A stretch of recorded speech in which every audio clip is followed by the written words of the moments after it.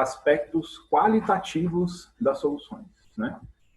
Eu acho que o conceito de solução, ele é um conceito bem abrangente, né? Então, além de ser abrangente, ele está muito presente no nosso dia a dia, né? Às vezes a gente utiliza o termo soluções para coisas diferentes, né? Mas eu acho que na cabeça de todos já existe uma certa lógica do significado, né? Na matemática, a solução é a resolução, né? É o produto, é o final, né? Ah, no dia a dia também, vamos solucionar alguma coisa, né? Resolver alguma coisa. No caso da química, né? A solução tem um significado um pouco diferente, né? Basicamente, uma solução é uma mistura, né? É uma mistura de substâncias. Geralmente, a gente tem o conceito um pouco mais à frente, mas geralmente uma solução, quando preparada, ela precisa ser homogênea, né? O que isso significa? Ela tem que ter apenas um aspecto visual, apenas um aspecto físico, né? E, de forma geral, químico também, né? O preparo de uma solução é muito importante. Além do fato de o assunto, né, o nome, o termo estar muito presente em nosso cotidiano, as soluções também fazem muito parte do nosso dia a dia, né? Praticamente tudo que nós consumimos são soluções, né? A gente muito dificilmente não consome o oposto, quimicamente falando, de uma solução, que é uma substância pura, né? Nós consumimos soluções, misturas, né? Pra vocês terem uma ideia, no dia a dia, a não ser que você tenha uma barra de ouro de 24 quilates na sua casa, né? Você não tem no seu dia a dia substâncias puras, né? Tudo, desde da água que você bebe, né? Aos metais que fazem parte do seu dia a dia, as substâncias que você utiliza para cozinhar, né? Perfumes, o ar atmosférico, né? Nada é uma substância pura, né? Pelo contrário, são milhares de substâncias que se combinam, né? Para nos dar no dia a dia o que a gente consome, né? A indústria química, ela é dividida em diversas áreas, né? Diversos ramos que produzem, desenvolvem essas substâncias, né? Para facilitar o nosso dia a dia, de forma geral, né? Bom, a primeira pergunta que eu coloco é: como se prepara uma solução, né? Isso aqui é muito importante. E vocês fazem, quem faz suco em casa, né? Aqueles sucos em pó, né? Faz isso em casa. Geralmente a gente adiciona uma porção de água, né? Que nesse caso é o solvente, a gente vai falar sobre isso daqui a pouco, né? E após a adição do solvente, a gente adiciona o soluto, né? No caso do suco em pó que eu disse, é o próprio, né? Quando você adiciona o soluto, você está começando a preparar a sua solução, né? Basta, então, após esse passo, você completar a porção de solvente, né? Porque você precisa ter uma proporção, uma relação matemática bem determinada, né? Para que a sua solução possua características satisfatórias, né, de qualidade. Em laboratórios, isso é importantíssimo, né? Quando você pensa, por exemplo, num medicamento. Se você toma um medicamento e ele não está nas proporções adequadas, isso pode causar a morte de uma pessoa, por exemplo. Não sei se vocês têm acompanhado os telejornais, né? Mas muitas fábricas irregulares, né, têm sido apreendidas, têm sido desabilitadas pelo funcionamento devido a estarem produzindo álcool, o álcool gel, né, sem as devidas regulamentações, né, da lei, enfim, do Conselho Nacional de Vigilância Sanitária e tal. Às vezes você pensa, não, mas será que isso era tóxico? Talvez não, né? Dependendo do processo que se utiliza, às vezes, talvez até a qualidade seja boa. O problema é que você não tem o registro, não tem como você ter um controle, né? Nas grandes empresas, né, você tem um controle muito rigoroso para a produção. O Brasil é um dos países mais enjoados com isso, vocês podem ter certeza. Aqui a nossa legislação nessa parte de produção ela é muito chata, né? Então tudo é feito nos mínimos detalhes, realmente, para que a gente tenha produtos de qualidade, né? E mesmo assim ainda passa, né? Eu tenho visto muito no comércio informal, né? Pessoal vendendo álcool gel que não poderia estar sendo comercializado, né? Isso pode trazer danos, pode causar morte, sim, sem dúvida, né? Você não sabe que merda que tem dentro, né? Bom, então tem que tomar muito cuidado com isso, né? Às vezes, você é muito fresco, é muito já, não. O certo é o certo. E com substâncias, ainda mais com esse tipo de coisa, a gente não pode brincar, né? Remédio, então, nem se fala. Imagina você tomar um remédio, você acha que é para uma coisa, e a hora que você vê, você já está morrendo por causa de outro problema, né? Jazinho, eu vou falar sobre Isa, só um minutinho. Bom, então, basicamente, o preparo de uma solução é esse. Você adiciona um solvente, uma parte desse solvente. Aí tem as etapas aí, né? As vidrarias, né? A primeira aqui, o 2 é um becker e uma piceta. A piceta, ela é utilizada para gerar baixos volumes de solvente, né? A solução, ela geralmente é preparada num balão, né? Esse balão, ele tem uma medição exata, precisa da quantidade que você precisa, né? Por exemplo, o Victor trouxe a questão do leite aqui, né? O leite é um negócio que é absurdo, a quantidade de absurdos que eu já presenciei. Eu morei em Morrinhos por 2 anos e lá é aquela fábrica da Complete. Não sei se vocês conhecem. O leite Complete é bem conhecido, né? Tinha uma fábrica que indo daqui para Morrinhos, em Hidrolândia, os leite, acho que o Italac, o cara tava colocando soda cáustica no leite. O leite podre, né? Aí eles faziam várias misturas e uma dessas misturas era a soda cáustica, né? Teve uma época também, uma outra situação, o pessoal estava colocando soda cáustica naqueles todinhos, aqueles achocolatados, da Piracanjuba, Piraquids. Teve até caso de morte de uma menininha de 6 anos, aqui em Anápolis. Então, assim, você pensa, uma misturinha de nada, mata, né? Você não sabe o que você está colocando. Às vezes você come uma coisa, você bebe uma coisa, você nem sabe o que é aquilo. E lambe os beijos, fala, não, assim, tá bom demais, né? Mas, assim, é muito difícil também você saber. Você compra o produto supondo, né, segurança. Né? Mas a adulteração de leite, de combustíveis, bebidas alcoólicas, às vezes, vocês não bebem, eu tenho certeza disso, vocês são todas pessoas cristãs de Jesus. Bebida alcoólica, bebidas destiladas principalmente, é muito comum ter apreensão, né, da Polícia Civil, da Polícia Federal, de bebida adulterada. Né? O que você está bebendo? Né? Não tem como saber. O cara mijou lá dentro, você está bebendo e, tô doido demais. Né? Então, assim, é muito arriscado. Né? E já aconteceu, aqui em Goiânia tem vários casos de supermercados estarem vendendo bebidas adulteradas. Né?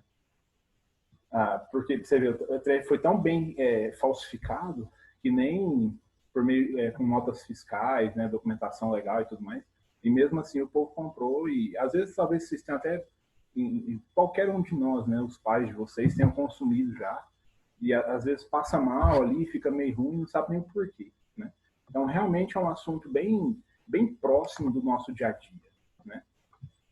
As soluções de forma geral, né, como eu citei o caso do suco, né, os suquinhos em pó, tem também aqueles sucos concentrados, né, os maguari, não sei se você já beberam esse negócio. Tem o de maracujá, de caju, você mistura a fase líquida em água também, né? Enfim, além dos sucos, né, o caso do álcool que eu citava, né? Produtos de limpeza, né? Tudo é lógico que são tipos diferentes de soluções, né? Mas são de fato soluções, né? As bebidas que você consome na sua casa, café solúvel, café tradicional, a água mineral, água gaseificada, no caso dos refrigerantes, né? As bebidas como um todo, né? O ar atmosférico, né? O solo é um exemplo bem interessante de mistura, né? Nesse caso, ela não vai ser tão homogênea, né? Mas também é uma mistura muito importante. Cada tipo de solo ele vai ter uma função específica para a produção de certo tipo de alimento, certo tipo de vegetação, né? Tanto que é meio óbvio quando vocês estudam florestas, por exemplo, cada solo diferente ele vai dar um tipo de árvore diferente, né? Então o solo também tem uma importância, uma influência muito grande, né? Na vida como um todo. Né? Os metais, todos eles, né? Essa aqui é a medalha do Prêmio Nobel, né? Essa daqui ela é de ouro puro. As de hoje, elas são feitas com material reciclado, né, metais reciclados, metais nobres reciclados, né? Mas, enfim, é também um exemplo de soluções, né? Cosméticos, perfumes, né? Produtos de higiene pessoal, de limpeza, produtos demaquilantes, né? Batons, enfim, os exemplos são milhares, né? Não sei se vocês conhecem esse exemplo que eu coloquei aí. E um dos que eu acho mais interessantes, né? Na questão principalmente do nosso dia a dia, da retirada de substâncias, né? O mar, né? O mar, ele é uma solução, é um conjunto de soluções, né? Cada mar de cada região diferente, né? Essa praia aqui, ela deve ser bem radioativa por causa das loucuras e peripécias que acontecem. Mas o mar, ele mistura de diversas substâncias, né? E substâncias que a gente usa muito no dia a dia, não só o sal de cozinha, né? Mas, enfim, que foi só para quebrar um pouco o clima, esse clima frio, essa temperatura baixa. Bom, como eu disse, né, uma solução ela vai ser formada por, no mínimo, duas substâncias com aspectos diferentes, né? E essas duas ou mais substâncias, quando misturadas, né, elas precisam desenvolver uma mistura final que possua aspecto uniforme, né? Isso é muito importante no estudo das soluções, né? Porque a gente vai avaliar quantitativamente depois essas misturas, né? Então, se, por exemplo, eu tenho uma mistura de água e óleo, eu posso considerá-la uma solução? Não, porque como eu tenho dois aspectos visuais diferentes, né? Eu tenho propriedades físicas e químicas diferentes, né? Então, reacionalmente falando, eu tenho características diferentes que vão influenciar nessa reatividade, se for o caso, né? Então, quando a gente fala de solução, mistura homogênea, né? A gente está falando de um sistema que tem um aspecto visual uniforme, certo?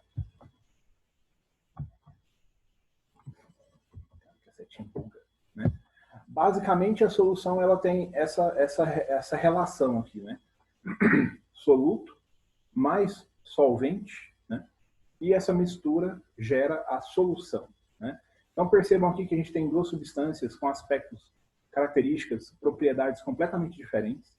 Isso aqui é o sulfato de cobre, né?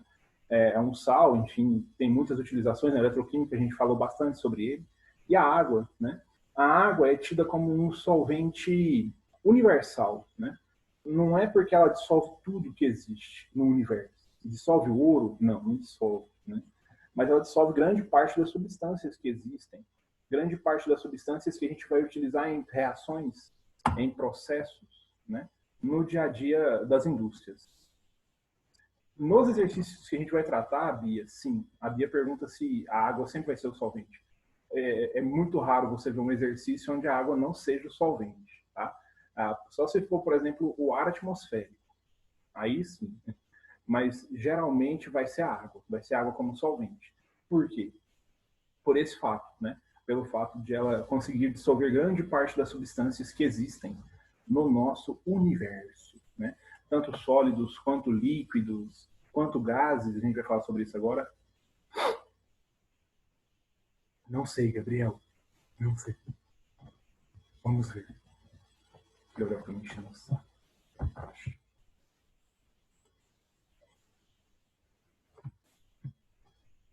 Bom,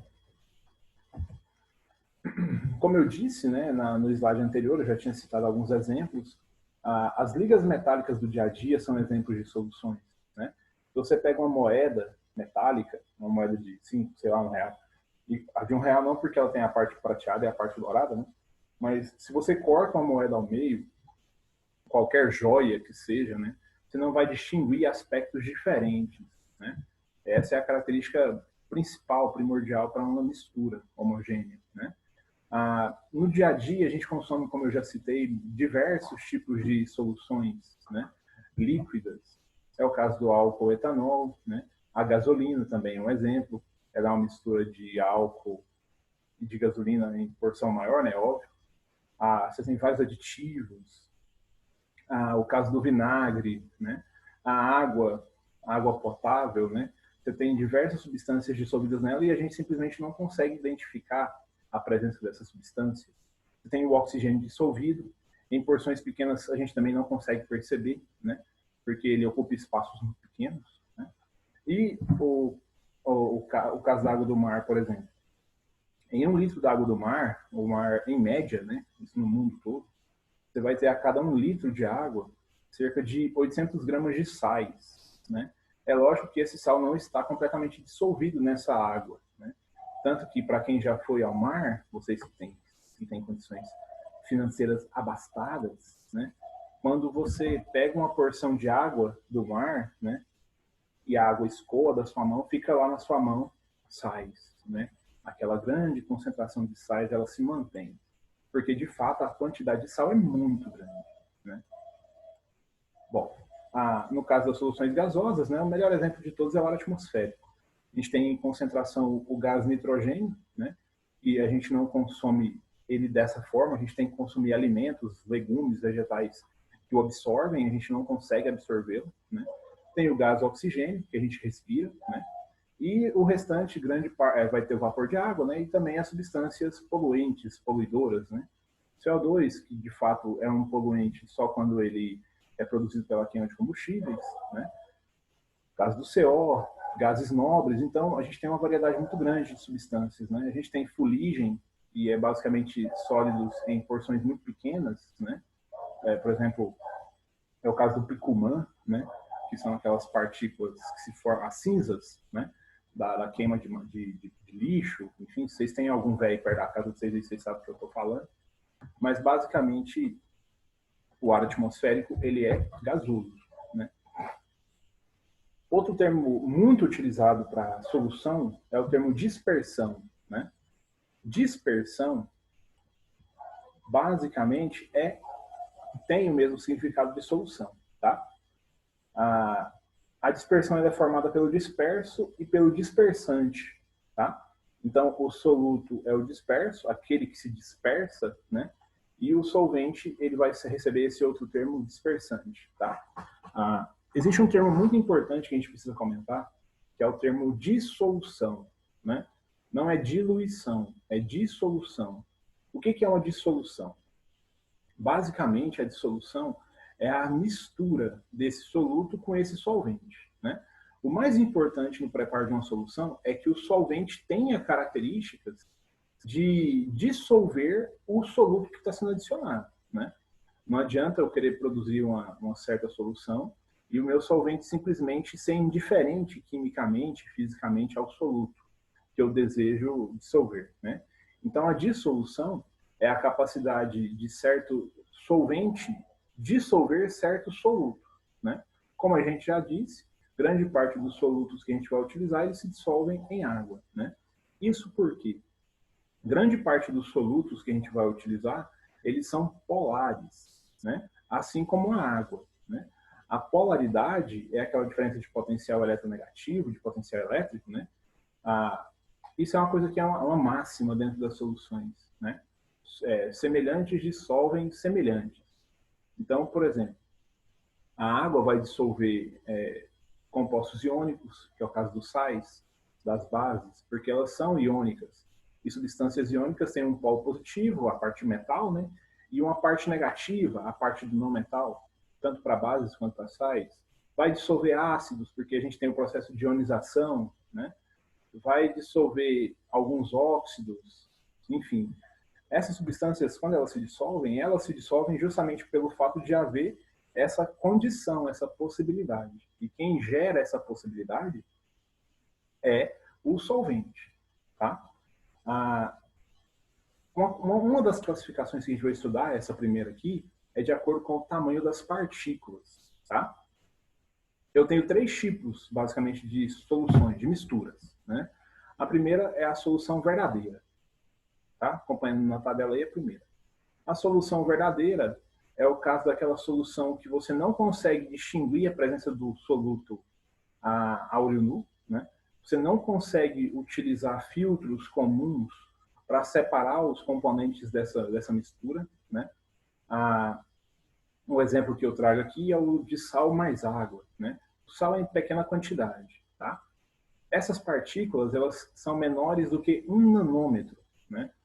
elas estão lá no nível atômico, no nível iônico, no nível molecular, né? São partículas realmente muito pequenas. A água potável, por exemplo, ela é formada por, como eu disse, gases, né? O gás oxigênio dissolvido. Você vai ter alguns sais dissolvidos, né? E ela vai ser considerada uma solução verdadeira. Você não consegue filtrar isso com nada que você tem na sua casa, né? Nem com um coador de café, nem com você colocar vários panos, você não vai conseguir separar. Tanto que quando você faz o café, né, o café fica doce, porque o açúcar passa, né,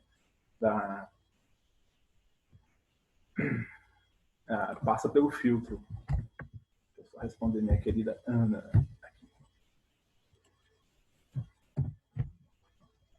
Bom, o segundo grupo de soluções são as dispersões, né, ou dispersões coloidais. Nesse caso aqui, os solutos eles recebem um nome muito específico, que é um termo coloide, né? O caso dos coloides são partículas do soluto que estão entre 1 e 1000 nanômetros, tá? Nesse caso, essas partículas, elas também não são visíveis a olho nu, né? Porém, se você utiliza um feixe de luz, um laser, uma lanterna com a luz concentrada, né? Você consegue perceber essa luz, a presença dessas partículas, né? Um exemplo clássico disso é o arco-íris. Como é que a gente consegue identificar o arco-íris? O arco-íris geralmente vai surgir em ambientes muito úmidos, pós-chuva, geralmente na nossa região, né? E você tem a água, partículas de vapor de água dispersas na atmosfera, né? E essa água dispersa na atmosfera, por ela, dentre ela, a gente vai ter a passagem da radiação ultravioleta do Sol, né? E essa passagem vai gerar os picos agora eu esqueci o termo adequado. Mas, enfim, vai gerar aquela dispersão luminosa, onde a gente consegue identificar a difração da luz branca, né, que é de fato a radiação ultravioleta, e a gente consegue perceber as cores do arco-íris, né? Um outro exemplo disso é o caso dos faróis de neblina. Quando você está andando numa estrada bem de manhãzinho, um dia como hoje, bem frio, geralmente você tem neblina em alguns pontos. A neblina, ela vai ser basicamente vapor de água, quase condensada, né? E quando você passa o farol, você consegue enxergar distâncias muito maiores, né? Deixa eu só colocar no próximo slide aqui, porque eu acredito que eu coloquei sobre o efeito Tyndall. O efeito Tyndall, ele é um efeito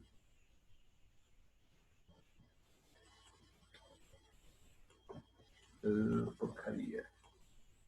O efeito Tyndall, ele é um efeito óptico, né, de dispersão de luz entre essas partículas, né, coloidais. Esses sistemas apresentam partículas desse tamanho, como eu havia citado, né, entre 1 e 1000 nanômetros, ok? Aqui eu tenho o primeiro exemplo, uma solução verdadeira, né? Na solução verdadeira a gente não consegue enxergar a dispersão da luz, né? No caso dessa segunda solução e dessa terceira, a gente consegue determinar, observar bem o feixe de luz, né?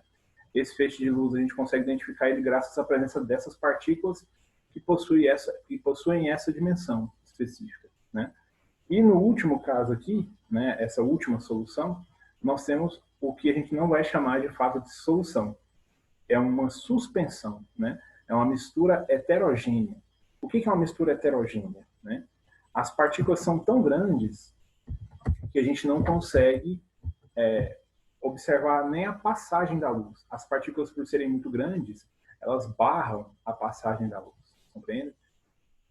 Um exemplo disso são essas pedras de mármore, de granito, né? Os solos, como eu havia citado um pouco antes, né? Nesses casos a gente tem suspensões. Na suspensão, né, ou na mistura heterogênea, a gente consegue visualizar, a gente consegue ver, né, a olho nu, as partículas do soluto, devido ao tamanho delas, certo? Bom, outra classificação para soluções é o de saturada, insaturada e supersaturada, né? Basicamente, uma solução, ela é formada, vamos pensar numa solução, um sistema formado por água, inicialmente. Quando a gente fala em água, a gente pensa no líquido, só que a gente às vezes se esquece que esse líquido ele é formado por milhares de moléculas, né? E essas moléculas, elas ocupam um certo espaço dentro dessa solução, desse sistema, né? Bom, Quando eu tenho um sistema desse tipo, formado por essas moléculas, e eu tento adicionar uma outra substância, né?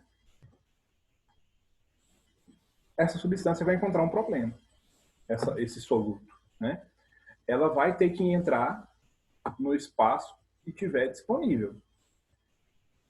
Se não tiver espaço disponível, você não vai conseguir dissolver essa substância, essa nova substância. Um exemplo clássico disso, talvez alguns de vocês até tenham preparado uma solução desse tipo agora de manhã, é o caso do leite com achocolatado, né? O leite com Toddy, clássico, né? Não é leite com Nescau, é leite com Toddy, por mais que eu beba Nescau. Mas enfim, quando você prepara um leite com achocolatado, né, você tem o recipiente com leite e você coloca lá 20 colheres de achocolatado. E mistura. E reza para dissolver quase tudo. Para ficar bem gostoso o chocolate, né? Em partes, esse achocolatado não vai ser dissolvido. Por quê? Porque o leite, as moléculas que compõem, todas as substâncias que compõem o leite, elas de fato ocupam muito mais espaço do que as moléculas de água ocupam no mesmo recipiente. Se você colocasse essa mesma quantidade de achocolatado num recipiente com água, você perceberia que a dissolução seria maior, né? Por quê? Porque quanto mais espaços você possui, quanto mais espaços você tem disponíveis, maior vai ser a sua capacidade de dissolver uma outra substância. Certo? Quanto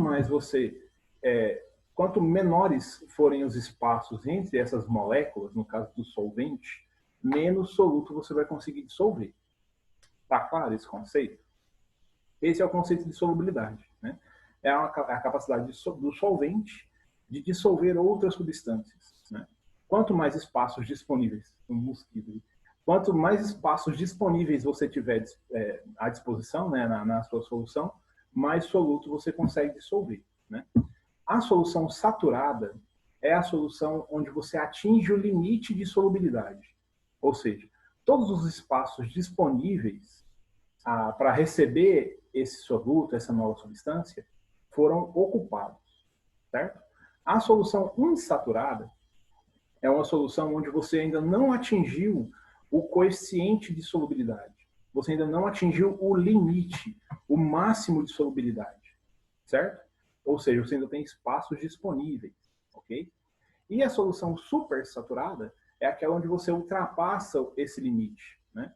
Quando você ultrapassa esse limite de solubilidade, essa parte que não encontrou espaços disponíveis, ela vai se manter no estado físico tradicional, comum dela, né? Ela vai lá para o fundo do recipiente. Então, quando você prepara o leite com Toddy ou Toddy com leite, né?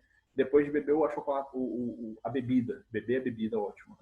Lá no fundo você percebe uma quantidade do achocolatado. Aquele achocolatado ele não encontrou espaço naquela solução, né? Para você dissolver isso, o que você poderia fazer?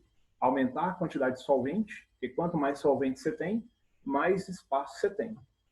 Ou então, você poderia, por exemplo, aquecer o sistema, né? Aí tem uns exemplos, né, da solução insaturada. O caso do sal de cozinha, por exemplo, em 100 gramas de água, em 100 ml de água, você consegue dissolver 36 gramas de sal de cozinha. Isso em condições ambientais. Se você coloca 25 gramas, então, você tem a formação de uma solução insaturada. Você ainda tem espaço para dissolver mais 11 gramas desse sal e outras massas de outros solutos, né? Agora, se eu adiciono 50 gramas de sal nesse 100 ml de água, eu supersaturo a minha solução. Lembra que o limite é 36 para o sal de cozinha, né? O restante desses 50 gramas, eles não vão se dissolver. E eles vão formar o que a gente vai chamar de precipitado, né? Ou corpo de fundo. Beleza? Bom, no caso dos sólidos, geralmente a solubilidade aumenta com o aumento de temperatura. Certo? Então, o único fator que a gente vai avaliar aqui na solubilidade dos sólidos é a temperatura. Porque os sólidos não sofrem compressão. Beleza? Então, quando você adiciona certos sólidos, que é o caso do achocolatado no leite, por exemplo, a solubilidade dele é 1 nas condições ambientais. O que você pode fazer também, né? Eu dizia aquela hora de aumentar a quantidade de leite, Mas uma outra coisa que geralmente o pessoal faz é aquecer o solvente, né? Quando você aquece o leite, você aumenta a capacidade dele de dissolver o achocolatado, certo? É lógico que depois do aquecimento, né, quando o sistema entra em equilíbrio térmico novamente, a solubilidade vai diminuir. Por quê? Porque o fator que faz a solubilidade aumentar é a temperatura, né? Então, se você diminuir a temperatura, você vai, consequentemente, diminuir a solubilidade, tá? Nos gráficos que geralmente vão aparecer em exercícios, eu tenho essa lógica aqui. Eu tenho um gráfico XY, né? E eu possuo essas curvas, nesse caso aqui, todas elas ascendentes, né? Quanto maior for a ascendência, significa que maior foi a solubilidade, né? Ou que a solubilidade foi muito mais aumentada naquelas condições, né? Daquele sal, especificamente. Se eu perguntasse para vocês aqui, qual desses 4 sais é o mais solúvel em condições ambientais? Vocês sempre vão avaliar a temperatura ambiente, certo? Então aqui, vamos supor que seja 20, a gente percebe que a substância que tem a maior solubilidade é o clorato de sódio, né? É o cloreto de sódio. Não, clorato de sódio. Isso mesmo. Isso mesmo. É o clorato de sódio. Nesse caso aqui, esse aqui é o sal que vai produzir lá, por exemplo, a quiboa.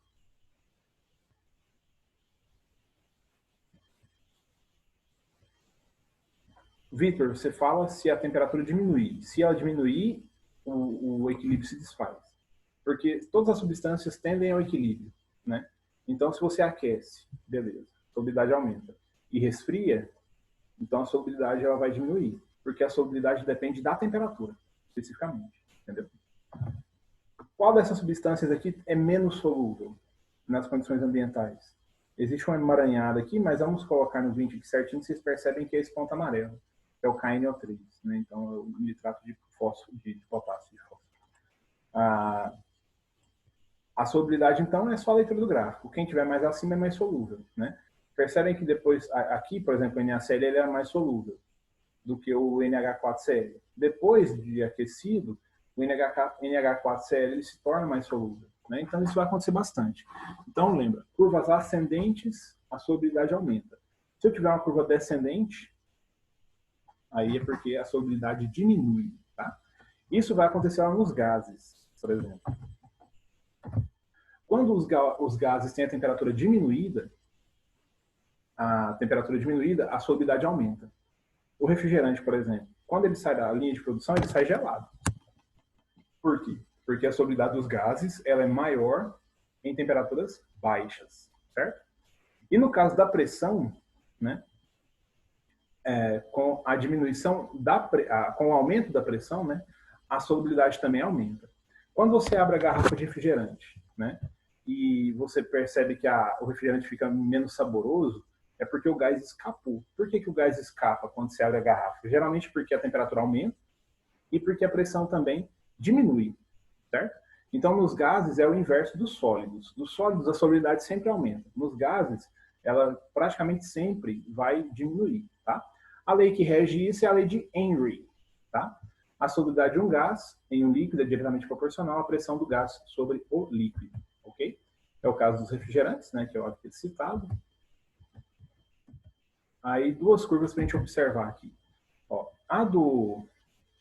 de temperatura, a gente percebe a solubilidade do O2 e do N2 diminuindo com o aumento de temperatura, né? E com o aumento da pressão, a gente percebe a solubilidade desses gases aumentando. Ok? Alguma dúvida? Então é isso aí, meus queridos. Pessoal, muito obrigado pela atenção. Se tiver alguma dúvida durante a semana, nos exercícios que eu passei, podem me perguntar, tá? A atividade é para o final de semana. A gente conseguiu encerrar essa primeira parte. Semana que vem a gente avalia os aspectos quantitativos das soluções, tá? Um abração, foi tudo certo, graças a Deus, ninguém morreu, espero que não. Uma boa semana para vocês, tudo de bom, viu? Tchau, tchau, tchau. Até mais, queridos. Não esquece de alterar os nomes aí, põe as salas. Valeu!